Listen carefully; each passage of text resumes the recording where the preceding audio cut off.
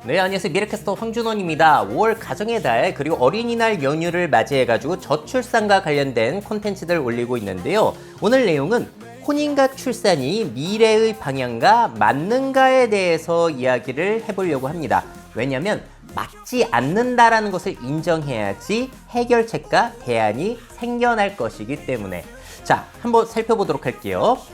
인간과 함께 살아야 할 필요성이 감소되는 게 미래 트렌드인데 그게 출산과 맞지를 않죠. 옛날에 가족이라는 것은 나의 양육처이자 보험이자 은행이자 교육처이자 모든 역할을 담당했었는데 이제는 그 역할을 국가와 서비스 여러 가지 것들이 대체하고 있다. 그래서 혼자 살아도 될 만한 세상이 되고 있는 거죠. 자, 그러다 보니까 OECD 주요국들 1인 가구 비중을 보셨을 때 복지가 발달한 나라들일수록 1인 가구가 이만큼 늘어나게 됩니다. 자, 복지 천국 나라들 한번 보실게요. 덴마크, 스웨덴, 노르웨이, 핀란드 보시게 되면은 2012년 점점점에 비해서 2022년 합계 출산율이 많이 떨어졌다라는 것을 알 수가 있습니다. 자, 그리고 두 번째. 여성의 사회 진출과 지위 상승이라는 트렌드가 앞으로도 이어질 텐데 이게 출산과 안 맞죠. 자, 옛날에는 여성이 집안일과 육아를 담당을 했어요. 부부 중에 한 명이 전적으로 담당을 하기 때문에 아기 낳기가 좀 편했겠지만 이제는 여성들이 교육도 많이 받고 사회 진출도 많이 하죠. 자, 우리나라 1947년에 여성의 대졸 이상 학력 비율을 보시게 되면 0.1%, 55년 0.3, 70년 1.6 이 정도밖에 안 되던 게 쭉쭉 늘어나가지고 이제는 보시게 되면은 오히려 여성이 남성보다도 대학에 더 많이 갑니다. 약 80%의 여성이 대학에 진학을 하고 있어요. 자, 그러다 보니까 진짜 미래의 기술이 말도 안 되게 발전해서 인공자궁에서 아기가 태어나고 국가 시스템에 의해서 돌봐지지 않는 이상 여성이 출산을 예전만큼 할 수가 없다라는 거. 아무리 국가와 남성들이 도움을 준다고 하더라도 말이죠. 자, 그리고 피임 발달과 인식 확산. 이것도 트렌드인데 출산과 맞지가 않죠. 옛날에는 일단 생기면 낳았다. 그리고 피임에 대해서도 거부감이 많아서 속도 위반 결혼이라는 것도 많았죠. 하지만 이제는 피임에 대한 인식, 교육이 많이 진행이 되었고 관련 상품들도 많아졌습니다. 결혼하신 분들은 정관수술까지도 꽤 하시잖아요. 그러니까 실수로라도 생길 일이 많이 줄었다. 점점 임신이라는 게 제어가 되고 있다는 점이에요. 자, 그리고 도시 집중화, 물가 상승, 교육비 증가도 앞으로도 당분간 이어질 것 같은데 이게 또 출산이랑 안 맞잖아요. 점점 사람들은 우리나라도 마찬가지고 다른 나라도 마찬가지인데 수도권 일부 지역으로 도시로 몰리게 되고 그러면서 그 지역의 집값은 점점 높아지고 있는 상황.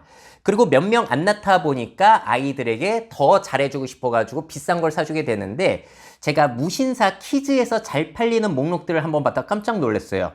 야구 점퍼 폴로끼 23만 원 하는 게 3위를 차지하고 있고 4위는 노스페이스 가방인데 16만 7천 원입니다. 자, 그만큼 돈이 많이 들어간다. 나 살기도 빡빡한데 거기에다가 교육비까지 우리나라는 다른 나라보다 굉장히 많이 쓰기 때문에 다른 나라보다도 출산율이 많이 떨어져 있다.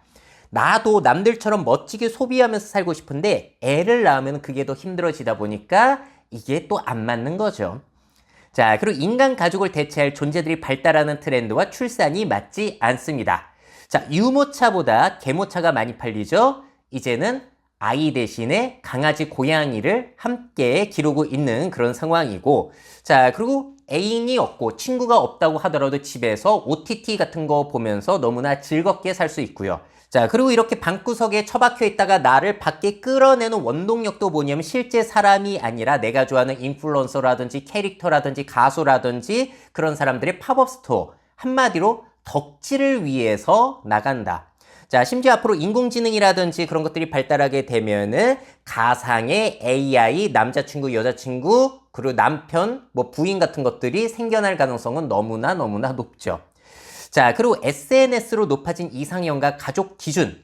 자, 여기에 대한 트렌드도 앞으로 꺾이기는 힘들 것 같지 않으세요? 자, 옛날에는 그냥 동네 사람, 주변 지인들과 짝 맞춰서 결혼을 했습니다. 하지만 이제는 SNS를 통해서 수많은 사람들과 비교를 하다 보니까 기준이 너무 높아졌죠. 가연에서 결혼 왜 안 하냐고 물어봤더니 1위가 좋은 배우자를 만나지 못해서 너무나 기준이 높아져 있는 거고요. 가정에 대한 기준도 이렇게 TV 속에 나오는 잘 사는 연예인들 뿐만이 아니라 SNS상에 일반인들, 잘 사는 사람들의 삶과 나의 삶을 자꾸 비교하다 보니까 이게 결혼하고 애 낳기가 쉽지가 않다. 자, 그 이유를 이제 경제적인 이유로 아이를 낳지 않는다라고 하고 있죠. 자, 그리고 희생보다는 개인의 권리를 우선시하는 분위기가 계속해서 늘어나는 트렌드. 요게 또 출산이랑 안 맞잖아요. 자, 옛날에는 가족, 출산, 양육을 위해서 희생하던 게 기본 사고방식이었던 시절이 있었습니다. 그리고 집안의 대를 잇기 위해서 희생되는 것들이 너무나 많았습니다만, 자, 지금 결혼을 기피하는 이유를 보시게 됐을 때 남성의 기피 이유 2위가 혼자 사는 것이 더 행복할 것 같아서, 여성의 1위도 혼자 사는 것이 더 행복할 것 같아서, 출산을 기피하는 이유 공동 2위가 경제적인 여유가 없어서라고 나오고 있습니다. 이 말은 내가 진짜 가난하다는 말이 아니라 내 현재 소비 생활을 조금이라도 줄이기 싫다라는 의미로도 해석이 될 수 있다라고 생각을 해요. 이제는 내 삶을 희생하고 싶어 하지 않는다. 자, 그리고 미래 사회에 대한 불안 트렌드, 이것도 저는 더 커질 것이라고 보는데요. 지금은 시작도 안 했습니다. 고령화. 이거 진짜 말도 안 되게 심각한 일인데, 이런 사회에서 점점 사람들은 불안이 늘어날 것이고, 앞으로 연금은 어떻게 될 것이며, 아니 앞으로 노인들을 다 부양해야 되는데 이게 사회가 굴러갈 수 있냐? 그것도 가장 고령화 속도가 빠르고 심각할 대한민국에서 이런 불안 때문에 굳이 아이를 안 낳겠다는 사람들도 늘어나지 않을까 생각이 들고요. 기후위기는 해결될 조짐이 없습니다. 점점 심화가 되고 있기 때문에 이런 분위기 속에서 아이를 낳아도 괜찮을까? 출산을 포기하는 사람들도 분명히 늘어나고 있어요. 자, 그리고 종교가 약화되고 있는 트렌드도 출산과 맞지 않습니다. 자, 기독교 같은 경우에는 결혼과 출산이 신에 대한 의무로 여겨지고 있죠. 그리고 무슬림들, 이슬람도 많이 낳는 그런 종교적인 해석이 있는데 아무래도 이 비종교인이 늘어나면 늘어날수록, 무교가 늘어나면 늘어날수록 출산율은 떨어질 수밖에 없다. 자, 이 종교와 출산에 대한 이야기는 제가 따로 정리한 자료가 있어요. 나중에 또 공개해 드리도록 하겠고요. 마지막으로 효율성 중독 사회로 나아가고 있는 이 트렌드와 출산이 맞지가 않습니다.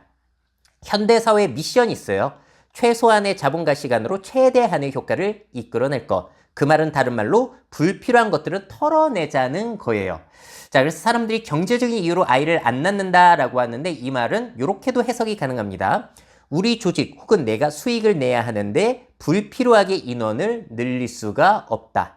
자, 일할 때의 효율성 논리를 적용해 보자면은 결혼과 출산은 불필요한 충원이 될 수도 있다. 그런 사고방식이 사회에서 늘어나면 늘어났지 줄어들 것 같지는 않다는 거예요. 자, 쫙 정리해 보도록 할게요. 인간과 함께 살아야 할 필요성이 감소되고 있고, 여성의 사회 진출과 지위 상승, 피임 발달과 인식 확산되고 있고요. 도시 집중화, 물가 상승, 교육비 증가는 앞으로도 이어질 것 같고, 반려동물, AI, 인플루언서 등 인간 가족 관계를 대체할 존재들 너무 발달하고 있고요. 소셜 미디어로 너무나 높아진 이상형, 이상적 가정에 대한 기준, 앞으로도 이어질 것 같고, 인권 상승, 개인주의로 희생보다는 권리를 더욱더 주장하고 있고요. 고령화와 기후위기 사회에 대한 불안을 느끼고 있고, 종교는 약화되고 있고, 물질적 성장을 위해서 불필요한 인력 충원, 지출을 줄이려는 효율성 중독 사회 트렌드도 이어질 것 같습니다. 자, 미래 트렌드와 출산은 맞지가 않아요. 그러다 보니까 세계의 합계 출산율이 떨어지고 있어요. 아프리카나 그런 나라들에서도 우리는 그거보다 심각한 것이고, 심지어 잘 사는 OECD 가입국들 역시도 계속해서 합계 출산율이 떨어지고 있다. 자, 그래서 혼인과 출산이 미래의 방향과 맞는가? 맞지 않다는 것이죠. 그래서 아이 낳고 기를 환경을 만들어주면 아이를 낳는다라고 생각하시는 분도 계시지만 저는 그거는 너무 순진한 생각, 환상이 아닌가라고 생각을 하고요. 이제는 비용과 저출산을 문제로 인식하는 것뿐만이 아니라 이것을 새로운 정상 상태로 인식해서 그 사회에 빠르게 대처하고 대비하는 것들이 너무나 중요하지 않을까라고 생각을 합니다. 자, 그리고 제가 며칠 전에 또 합계 출산이 높은 나라들의 공통점, 그래서 우리나라는 어떻게 합계 출산율을 높일 수 있을 것인지, 그리고 과연 이 출산과 성욕 이런 것들은 본능이 맞는지에 대해서 다양한 이야기를 다뤘으니까요. 이 콘텐츠도 함께 보시면 좋을 것 같습니다. 자, 그럼 다양한 의견들 댓글로 남겨주시고요. 저는 다음 콘텐츠로 찾아뵙도록 하겠습니다. 미래 사회 변화를 업데이트하고 싶으신 기업 및 기관, 그 밖에 미래 트렌드 교육이 필요하신 분들은 myf21 네이버닷컴 이메일로 연락주세요.